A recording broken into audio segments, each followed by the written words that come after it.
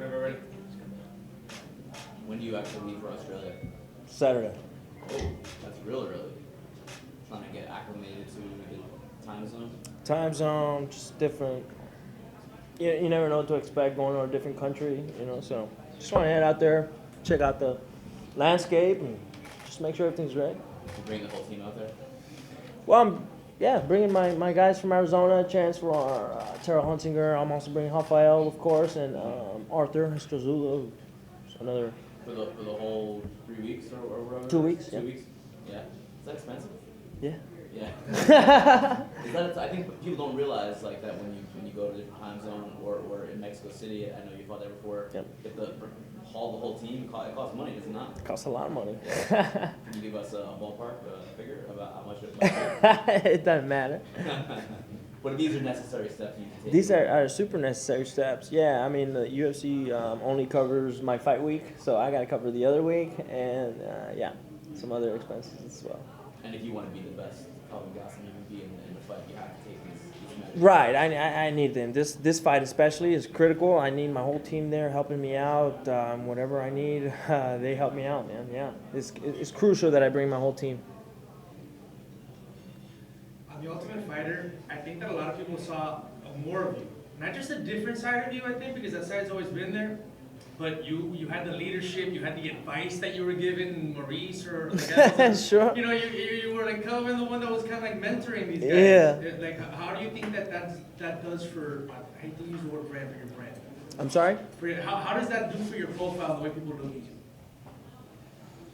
I don't know, man. I was just being me, you know what I mean? And I was just trying to help these guys out the way that I was helped out, trying to mentor them the way that Chael did and his team, and I kind of just try to implement that, you know what I mean? I in my experience, the way that Chael and his team ran that whole camp for my tough was the way that I try to emulate it for that tough as well, and it worked out great, man. I felt like the whole team environment was just as good as it was in my season, so it worked out great. Do you think people underestimate they say fight IQ, like how much you know about fighting? Because I think when you came into the UFC, you were, you overran people, but now do you think that there's more to you from the mental game?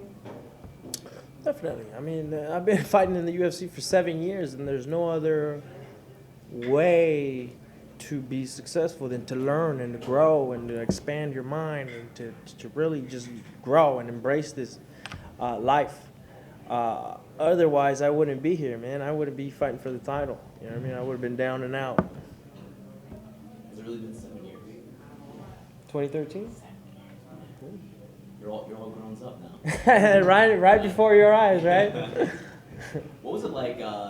You went down to Australia. I guess it was a month ago or a month plus ago, right? Something like that. Some PR down there. What was it like, kind of being with them? You were with them during the show. You're with them again during the PR thing. Is that weird being in so close proximity to? You know what? We had to deal with each other. I mean, he's a pretty civilized guy, and I'm pretty laid back myself. But there's always that little tension, you know. You're gonna fight each other, and it's just like you don't want to be around more than you have to. He was professional, and we did the work that we had to, but didn't want to stay more than we had to together, And when I went to Australia, same, civilized interactions, but nothing more than we had to. You know what I mean? We I don't know. It's just this weird little energy between him and I, because we know we're gonna fight each other. Right. There was that thing a few months ago that he didn't like that you said about him about he's been through a lot of wars and he may not be the same guy. He was a little upset about that. Did he say anything to you when you guys worked together? He's never said anything. No. Gastelum, buenas tardes. ¿Cómo te sientes sobre esta pelea que estás peleando en Australia, que son obviamente ambientes diferentes a los que estás acostumbrado uno? Y si sí, ¿cómo te has preparado para eso? Bueno, pues la verdad es que he tenido peleas en otros países diferentes. He estado en esta posición donde he peleado contra el peleador de casa, ¿no? Fui a New York, a Long Island, a pelear contra Chris Weidman, literalmente en su casa. Fui a Río de Janeiro a pelear contra Jacare. Así que esta no es la primera vez que he estado en esta posición donde no voy a ser el favorito, ¿no? Así que me gusta ser el que arruina los planes de otros. Kelvin, you obviously referenced fighting Chris Weidman in his house, Jacare in Brazil. What's the biggest thing you took from those experiences in enemy territory that's going to help you in Australia for Whittaker? Yeah, like I said, I've been in this position before where I'm not the hometown guy. I go out, fought Jacare in Brazil, in Rio, fought Weidman literally in his backyard in Long Island, fought in Fortaleza against Vitor. I mean, this is not the first time I've been in this kind of position, and the biggest thing that I take away from it is just that I can thrive in these kinds of environments. You know what I mean? I mean, I lost against Weidman, but I don't mind being under this kind of pressure. You did media obviously in Australia. How did the fans receive you when you saw them out there and just, you know, they knew you're obviously going to fight their guy, but Yeah. how did they treat you? Yeah, real civilized, real respectful, nothing too crazy. I mean, Australians love fight, and they love the UFC, so it was pretty cool. Kelvin, when's going to be your time? Man, you talked about going to New York for Weidman, Brazil for, and then obviously now Australia. Just when getting the belt, you could make it to LA, you know. Mexico Title City, defense. Title defense will have to be in LA or it'll have to be in Vegas, man, where my family can actually come watch me fight. I was gonna say you gotta get your turn, right, as champ. That's right, my man. Well, when you envision the fight and the fight ending, like KO submission, obviously you're well-rounded all around, but like Yeah. your heart of hearts would go. Well, I feel like, I mean, like Rob's not one of those guys that kind of looks for the takedowns. You know, he's not one of those guys that does, and neither am I. Although I do have wrestling abilities, I do have abilities on the ground. We're not two guys that look for that takedown. We're gonna look to box. We're gonna look to exchange, and we're gonna look to knock each other out. So, I'm predicting first round knockout, but you never know. As a fighter, when you're fighting someone like that, like you said, you're fighting someone who's going to bang with you, is that a little more exciting than kind of having, okay, I got to wrestle this guy? It's exciting. It's exciting. But at the same time, you can't ever count on just that. You know what I mean? But it's exciting knowing that he's going to want to, exchange. And hopefully it's an exciting fight. I mean, I've been watching Rob for a long time now. Even before he was champion, I was like, this is a guy that's going to be a fun fight for me. And I feel like it's a fight that I can win, that I know I can win. So I still feel the same way. Going back to this fight with Rivera, you took a lot of damage in that fight. You said that maybe seeing someone take a lot of damage, does that give you sort of hope, like, I can hit this guy, or do you look and think, well, he's got a lot of heart, I'm going to have to really go deep to beat this guy? Which is It's both, man. You know what I mean? I know that I can, if I clip him, I mean, anybody in the world. It's not just Rob. Anybody that I clip my left hand in is going down. But yeah, I mean, Rob has a lot of heart, man. I mean, I'm expecting a hard fight, but at the same time, I'm so prepared for this opportunity that I'm expecting it not to even be close. do you think a fighter can only have so many of those fights before one day they just wake up and they're not the same? Oh yeah, for sure. I mean, even me, these 7 years have taken a toll on my body, and I've never had those kinds of fights. I mean, Jacare was, but not to where I've had like a bloody, messy, gorging fight where I was bleeding. No, I've never had those type of battles where I broke anything, I broke an ankle, or I broke a hand. Thankfully, I've been very, very blessed to be healthy throughout my career. Sometimes you hear fighters saying they want one of those fights. Do you not? Would you rather avoid them? I'm sorry? Sometimes you hear fighters saying they want the war, they want to get in those. Are you trying to avoid that for as long as Yeah, I was laughing backstage and after my fight with Jacare, just like, oh my God, what a war that was. Even though I wasn't like physically beat up, or I was, but you can see it facially. I mean, I was okay. But that was one of the hardest fights that I've ever had. I mean, it was just back and forth, back and forth. I dropped him, then he got up and then started rocking me, and then I got him. So it was a war, man. I was just backstage like, oh man, that was fun. You know what I mean? I enjoyed it. Ya que estamos hablando de qué tipo de pelea te gusta más y todo eso, ¿qué significaría más para ti, tal vez un knockout o una sumisión? Pues la verdad es que me gustaría ganar por knockout. La verdad es que a la gente le gusta ver los knockouts y es lo que quiero dar. What do you learn about yourself as a fighter, as a person, when you have those knockdown fights like you had with Jacare? Oh man, a lot. No, not really. Well, to be honest, I learned a lot about myself because I had one of my conditioning coaches begging me to pull out of that fight because just weeks prior to that fight, I had my ankle swelled up like a grapefruit. You know what I mean? And I wasn't able to train on it. Wasn't able to train properly on it for the last few weeks of that camp against Jacare, and he wanted me. One of my coaches wanted me to pull out, but I said no way, man. We're gonna go in there, and figure it out somehow. And so I did. You know, I went in there maybe at 70 something, percent. You know what I mean? Because I wasn't in great shape for that fight, and somehow I just managed to pull it out. Why did you persevere? Because it's my job. You know what I mean? This is what I do. It's my job. What did you learn about yourself? Would you say after, or do you think that's something necessary fighters have to go through? No, not at all necessary. I was just being stupid. But at the same time, you do learn about yourself. You learn that you can adapt to certain situations, and that I have a lot more heart and will than I thought. Does it give you confidence in going forward? Yeah, absolutely. I mean, that was me at not even 100%. Now imagine, against Jacare's 100%. Now imagine me at 100% going into this fight. I'm super ready for this fight. Everything's way ahead of schedule.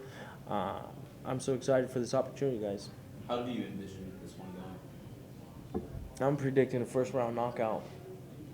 You don't often do that. You don't often predict things like that. No, never. Yeah. But at the same time, like, I put in so much work, and I feel so confident in my abilities and confident in what I've done in the sport that I'm predicting the first round knockout. Has the long wait been tough? It's been a long time since you fought last. I know the show and everything. It's Yeah. just like, oh, can we just get this? I'm tired of talking about Rob Whittaker. Yes, let's get this fight going. What's going on with you and Ben Askren? You and Ben Askren going back and forth on Who? Twitter. Not a fan. Who's that? I guess. You know, No, hair, curly hair, The Jerry Curls? Maybe. No, I don't know. He's I taking think, shots at you. yeah, because I had said something about Tyron Woodley, and then I guess he was trying to defend him. Is that a fight for you in the future? Oh, that guy's not even on my radar. I don't even know who he is. I mean, in the co-main event, you've obviously got Israel versus Anderson. One of those could potentially be fighting you for the world title. Are you even paying attention to that fight as a future thing, or are you just focusing on? Yo, I'm looking at the whole division. I mean, you got guys like Bohachina, you guys got like Stylebender, you got Rob Whittaker, who's, he's still gonna be in the mix. He's not gonna go anywhere after the fight. You know what I mean? And then you still got Yoel Romero in the mix. Like, the champion of this division has got his work cut out for him in the next few fights, and I plan to do just that. You know what I mean? Bring a little bit more of legitimacy to the division. You know what I mean? For a little while, it was a little, GSP, then an interim title, and then, yeah. So I want to be able to bring the guy, or be the guy that brings legitimacy to the division.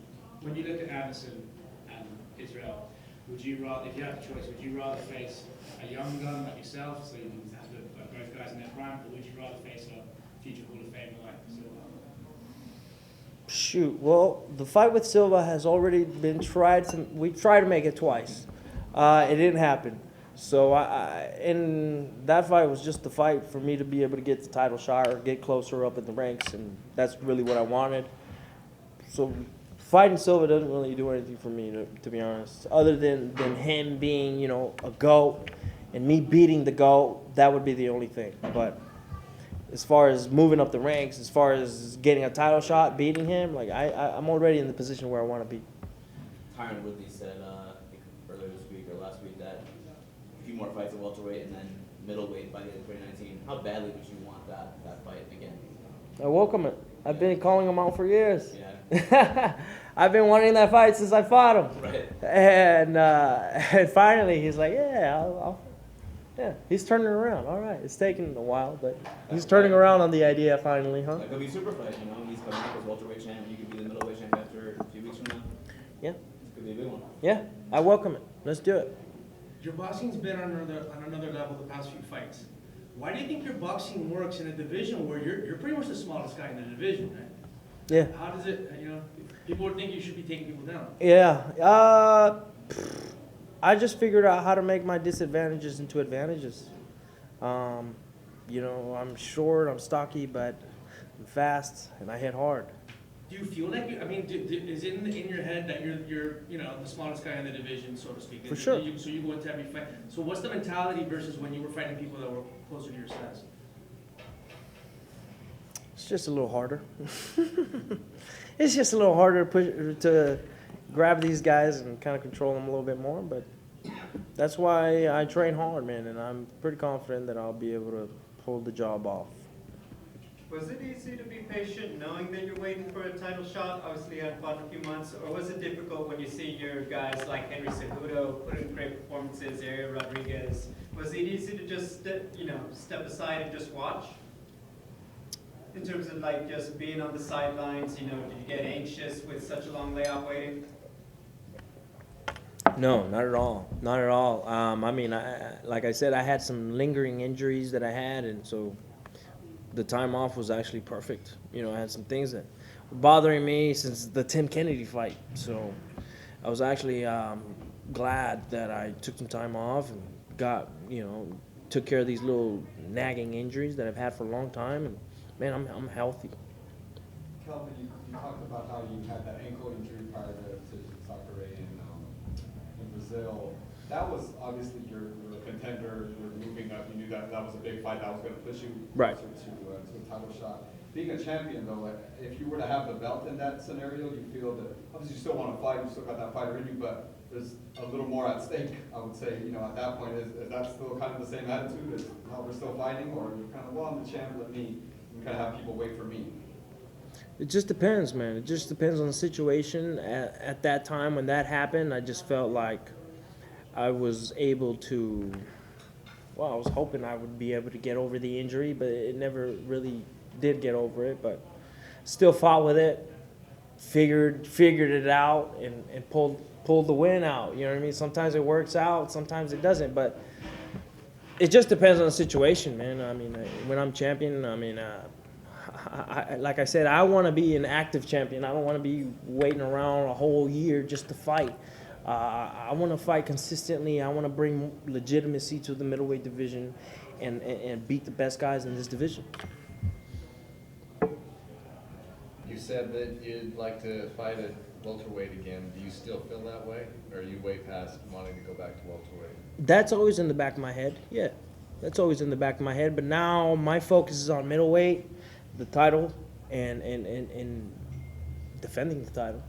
Kelvin, what would your motivation be to go back to welterweight? Like, if you win a world title at middleweight, it would suggest that that's your weight. Why ever go put your body through that? I'm basically already at 185 right now. Man, I'm so far ahead of schedule in my weight that, because I've made these changes for this camp, and it's just been so beneficial for me, for my weight, for my lifestyle, for my training. I'm basically on 186 right now, and so 170 in the future I don't think will be a problem. Could you see yourself going down and challenging Woodley after defending? Well, he said he wants to move up a weight and come up and challenge me, and I welcome it. Do you think that you're actually a better fighter at 170, or do you think you're a better fighter at 185? I'm a lot happier at 185, so I think at middleweight. Fair. Speaking of the moving down and stuff, obviously TJ lost to Henry Cejudo. What were your thoughts on that? On that fight, was obviously some were saying it was too early. Right. So, what were your thoughts on that? I felt it was a good stoppage. It was a little early. I think it was a little early, but it was a good stoppage because I felt like, man, it would have been more of the same. 5-10 seconds of more brain damage. You know what I mean? TJ was on Henry's single leg. He had a single leg on Henry while Henry was hammer fisting him. You know what I mean? And on an Olympic gold medalist, I don't think he was ever going to get that takedown, you know?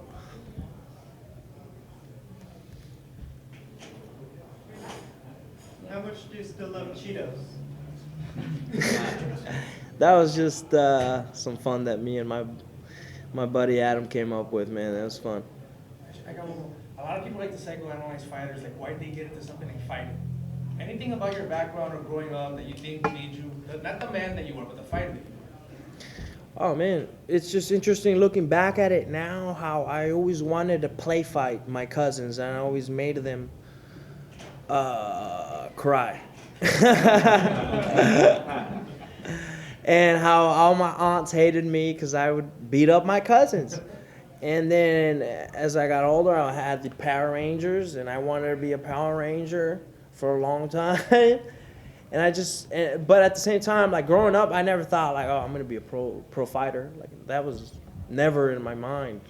Not until I was like 17, 18, where I had already been training for some time. But now looking back, like I always loved fighting. You know what I mean? I beat my cousins up, but and just loved play fighting, and wanted to be a Power Ranger, and wanted to be the White Ranger, and just wanted to fight. You're capable of being like, you're smiling and saying things that sound a little evil, which we're saying like. Yeah, man, I can be a little sick sometimes. Your aunt and cousins say now. Oh, they love me now. They're all about it now. They're glad you practiced on it. Yeah. They're all about it now. ¿Tienes un mensaje para todos los mexicanos que te van a ver en tu pelea? ¿Qué es lo que van a esperar? Bueno, pues esperen una buena pelea, ¿no? Esta es la gran pelea que he esperado toda mi vida y pues estoy planeando poner un buen espectáculo, ¿verdad? Estoy muy agradecido con toda la gente que me ha apoyado todos estos años, toda la gente que me ha seguido durante todos los años, en las bajas, en las altas, estoy muy agradecido.